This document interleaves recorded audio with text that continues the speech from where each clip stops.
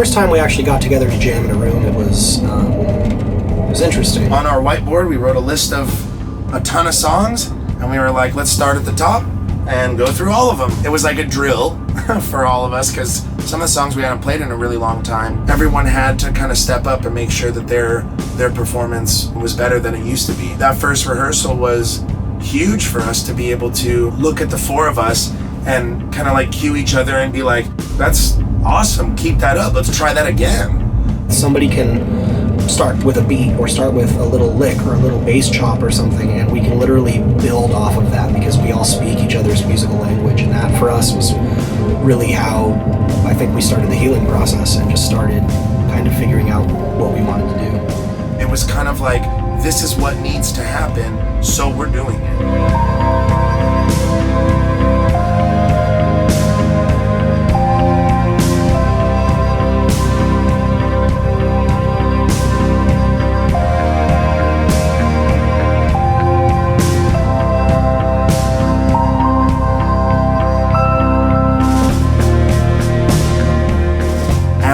Said that he wanted a microphone too, and so we had two microphones set up, one for Alan and one for Aaron.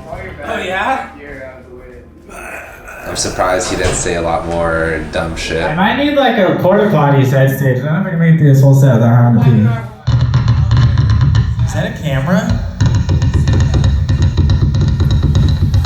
That's expensive.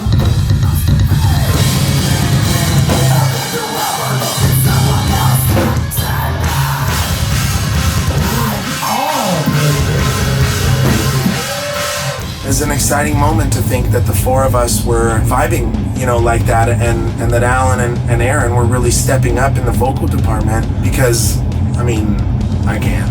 I'd like to think I can, but no.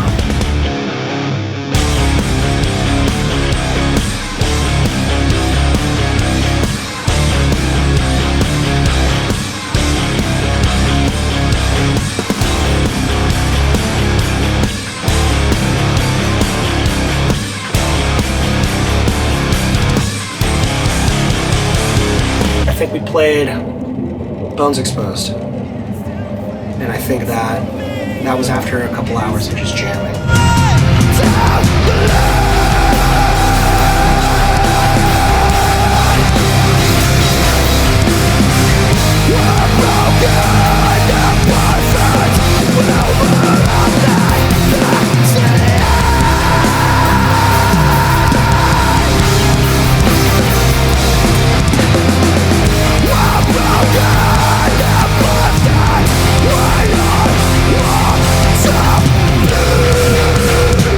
Once we finished with that, there was kind of just this moment of clarity, like, this is important and we should keep it going. Look at that. Film him on your phone. He's on Molly, dude. Film on your phone.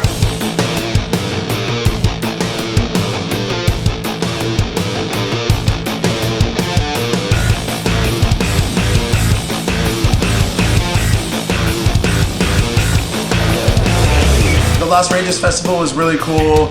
It was our first show in a long time, and it's kind of like a local show to us because Vegas isn't too far from Southern California.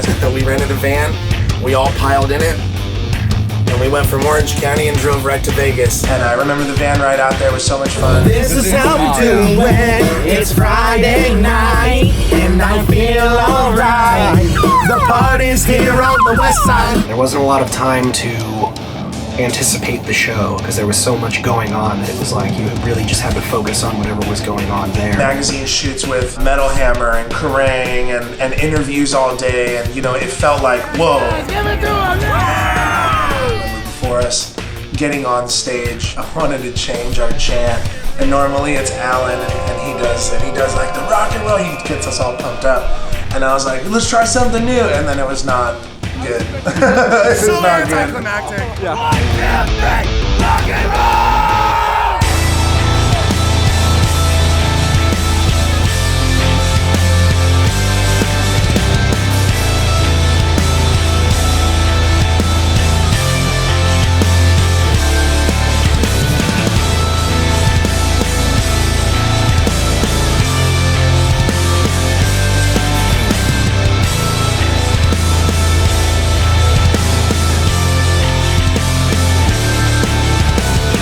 we just started playing music, then everything else doesn't really matter. It's the music industry. We make music, and that's what it when it comes down to at the core. So like all the other stuff that's going on, I try to not really think about that. It was like the second or third song in, and we were up there on that stage and we were playing and the crowd was rocking out.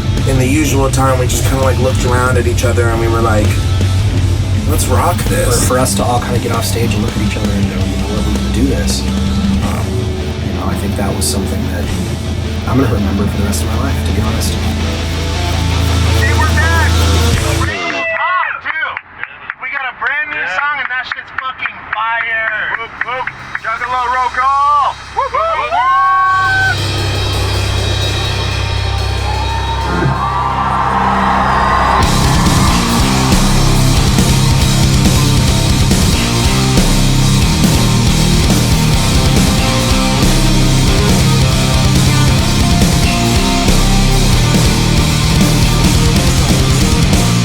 That song is just such a fun, rockin' song. People crowd surf a lot to it. It's high energy and stuff. It kind of just felt like we let loose, and it's very natural. It feels good to play. We didn't even think we were going to be able to put them out.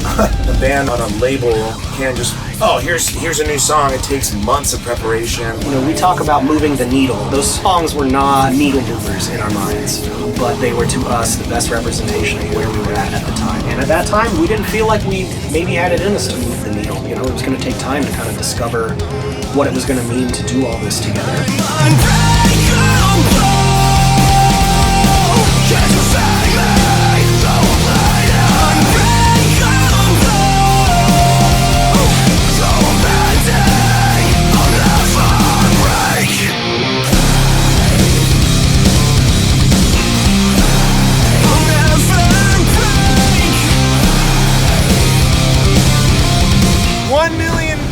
In the first week of Unbreakable!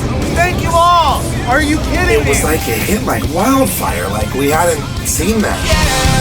We had been working pretty hard on the music video and we were really excited. It was something new and fresh. I think for us, it kind of captured something a little bit more than just the song, and that the backstory was, so good and so empowering. When it equals to you will know that I will not be overthrown. What we went through as a band is something that people go through all the time in life. It's just change. It's just big change. I don't know, it's been a year of very big change. So I think that the record will definitely have a lot of tension in it because of that. So I don't really like change.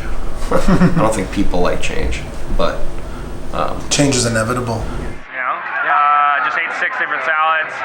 I'm with 6 different gentlemen right now. Yep, I'm one of them. It's your day though, go ahead. 4-hour delay. 4 hour. Awesome.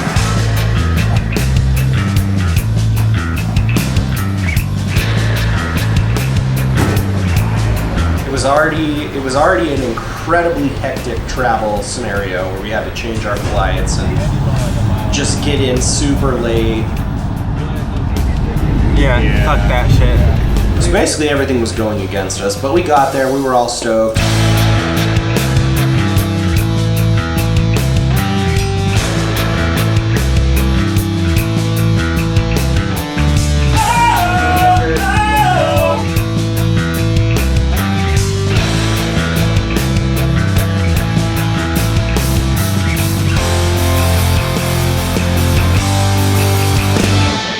Please remain calm and exit the venue in an orderly manner. Ample exits are available for everyone to exit quickly and safely. Please do not run, Code red, push, or which means the show is now on hold, which means we do not play until they declare it a code orange. So then, it just pissed down rain throughout our entire set time. Shit's fucked. Does anybody have a plastic bag for my mohawk? We haven't left the backstage area, by the way. The whole time we are back there. We can't go anywhere. We're here, we did our part, so if we don't play, we still get music. Sometimes, I swear I'll write things and I don't really figure out what I've written until it's all said and done. See how many people are here to watch us?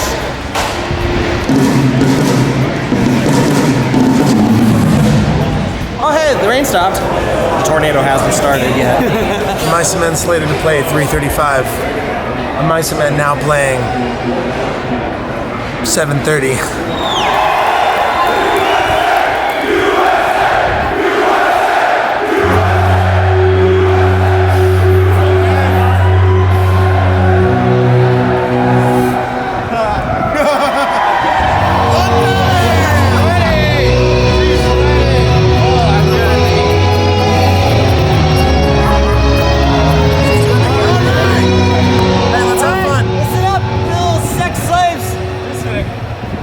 Let's rock and roll! 3, baby! 1, 2, 3, rock and roll!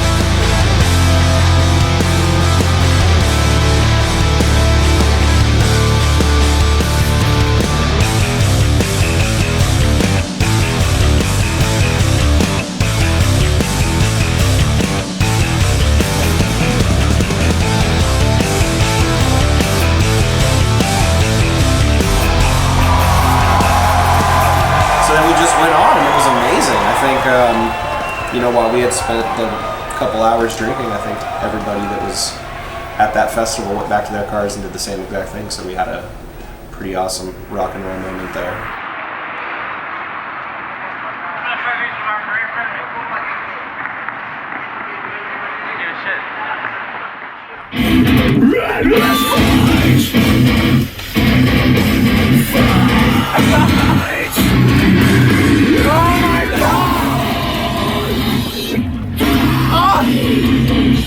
Tino's dead!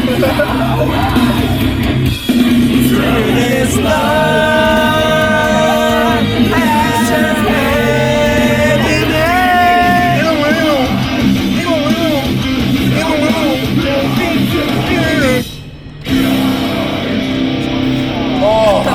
Boys! My fucking boys! And I said smile, and this is how you smiled, so obviously I didn't send it. Yeah, you said Tino smile. Smash! What a good picture.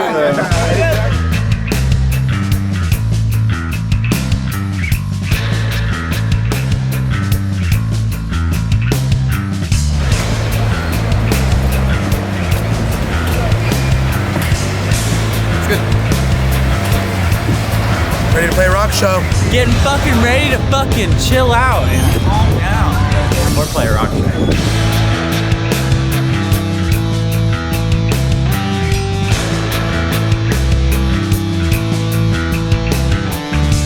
Download 2017 merch. The freshest styles. All green. Pantera back patch. Think about it. A Mice and Men bootleg patch. Not official merchandise. Cop. I got to meet Aaron Pauley tonight. He was beautiful. He let me blow bubbles on his belly. That's dude. the platinum VIP upgrade package. You know, I think I apologize for my eyes. I've been crying. He's been crying marijuana into his body. the shirt. The classic. Commemorating of Mice and Men's first time ever performing Download. We're on there, baby. Check it out. We're right here. Mice and Men. How'd you get that? Download 2017. Thank you. Action. Hey, what's up? We're of Mice and Men, and we're excited to announce that we're coming out to Helsinki with Five Finger Death Punch and In Flames. Come rock out. This November was important. This November, it was important that I added that. 1, 2, 3, rock and roll!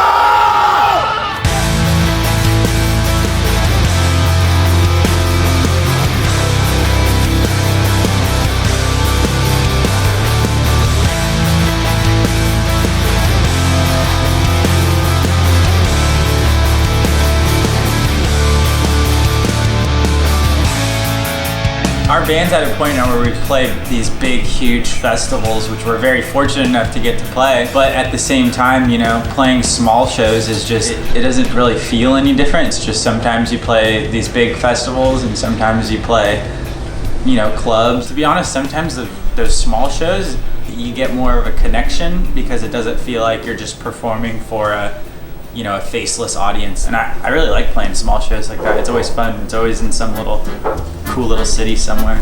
Paris, baby! We've arrived. Well, where do we go? Is that a Tyrannosaurus Rex over there? It sounds like. Follow me.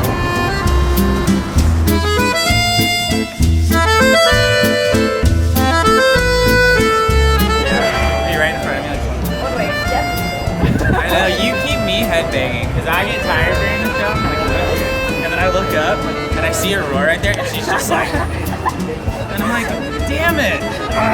We have this one girl, she comes to almost all of our shows that are around France. She always sits right in front of me, got this bright blue hair, and she always headbangs the entire show. If I'm playing a show and I'm not really into it, I'll stop headbanging, and then I'll see her, and she's just going crazy, and I'm like, man, if she's going that hard, then I gotta go hard. I'm gonna go give Aurora a guitar. You're gonna go what? See her anywhere. I don't know where she is.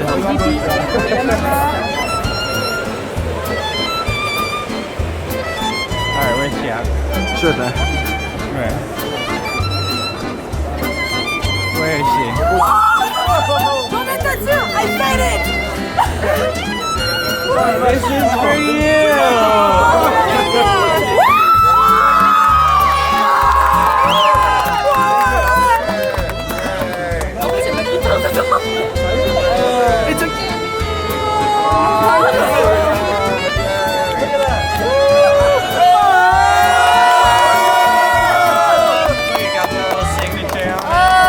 Come here, give me a hug.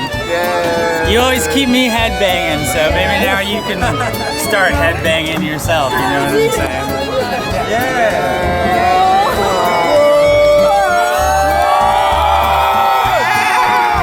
All the gifts you bring us.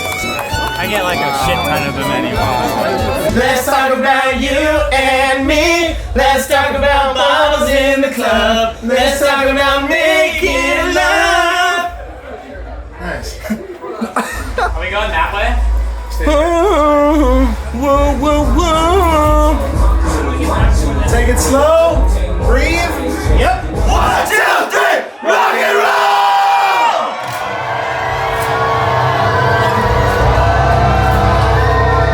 roll! We've been away from our audience and from our fans for such a long time that this summer, seeing them and all their faces and seeing them at these festivals and at our headlining shows, and reminded us that we're all here for the same reasons, that they're coming to see Of Mice and Men, and at the same token, we're coming to see them, and hopefully more people like that. We go down here and thank all the fans for coming tonight. Here at Strasbourg. Who'd have thought? Oh, I already signed it. Just kidding. Yeah, nice. I already signed it. That's my joke. That's the only joke I got.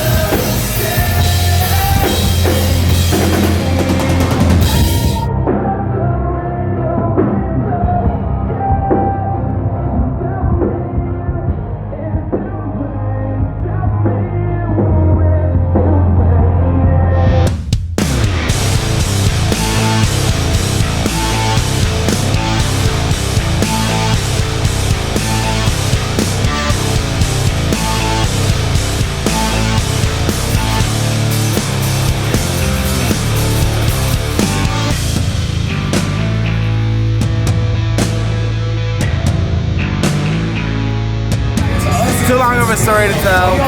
I walk out here, everyone's sipping, everyone's having a good time. Austria fucking rules, man. Cheers.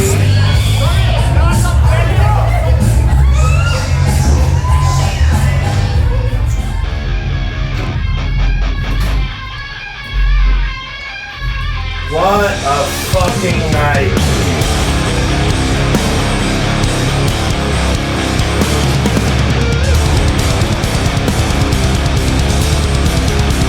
Have you ever had a Red Bull? Last night I went down and had a Red Bull. It was my first time ever having a Red Bull. Have you ever had a Red Bull? After this, we should go out and get a Red Bull. Red Bull. That's where we parked back here before, because I remember there's fields. Yep. Fields. Yep. Fields. Someone's ready to go.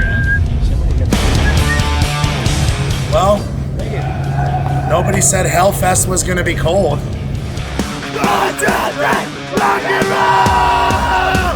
Hellfest! Let's fucking go!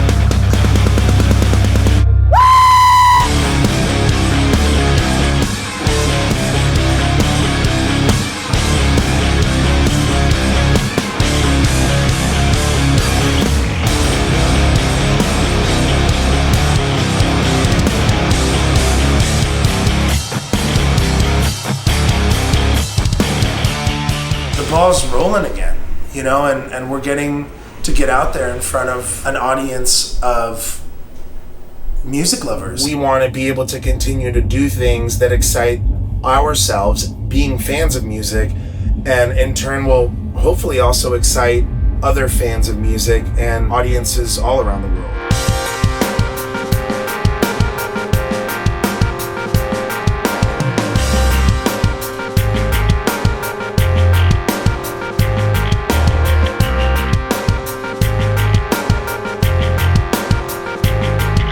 This music that we do and create is something that I feel like that we need in our life to be ourselves and be who we are. So I hope that Of Mice and Men will be forever. My hope for Of Mice and Men in the future is that we can keep doing this for a long time.